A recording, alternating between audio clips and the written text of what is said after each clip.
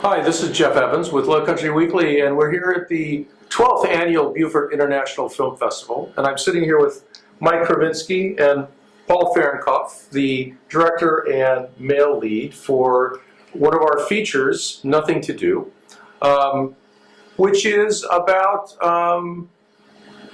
the end of life and how it affects a family. And Mike, you want to sort of speak to how the idea came to you and sure. What the filmmaking process was about? Well, first things first, thank you for inviting us on, and thank you to the Beaufort Film Festival for including us in your lineup. We're really honored. The film came about from my own experience with my father at the end of his life at age 100, and it basically the last couple of weeks and what a family deals with, and certainly it was a sad moment, but it was also a really profound moment. There were moments of humor. There was moments of discovering things about a parent that you maybe not know, and the film itself, the experiences that the father in the film, Irv, went through are very similar to what my father went through. But the experiences of the brother and sister in the film and the love interest in the film are all points of fiction, but they are, what do you call it? They come about from talking with my brother-in-law, who's a geriatric doctor, about what families go through during this time. And so there's a lot of tension. Every family member wants to do the right thing, but those things aren't always the same. And so there's a lot of, potentially a lot of, yelling at each other, or, this is what Dad wants. No, Dad doesn't want that. Dad wants this. And it's like, but nobody asked Dad. Right. Yeah. Right.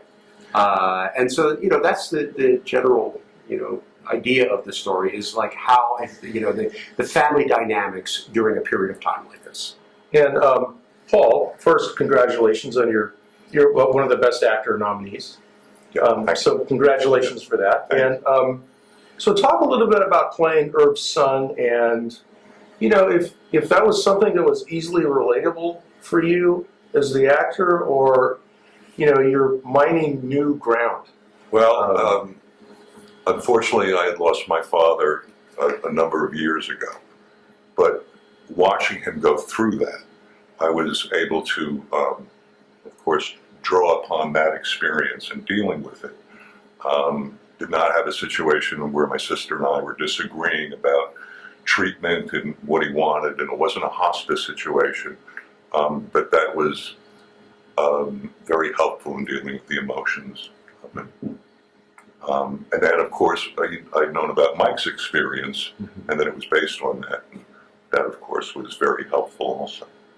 So this film is currently at Beaufort. Are you on the festival circuit? Well, we're just now getting on the festival circuit. We have Beaufort. Next week we are going to be in Durango, Colorado for the Durango Independent Film Festival. And then we're just waiting. There's a number of festivals we've submitted to, and we're waiting to hear from them. And hopefully good news. We want to be on the festival circuit probably no later than September, maybe towards the end of September. And then I really want to get it online, and hopefully get a decent, some distribution, and get it out there. So. Have you had any nibbles as far as? Well, it's funny. I've done other films, and I've gotten distribution with other films, but I find that when you do these small films that we do, that it's difficult to get a major distributor.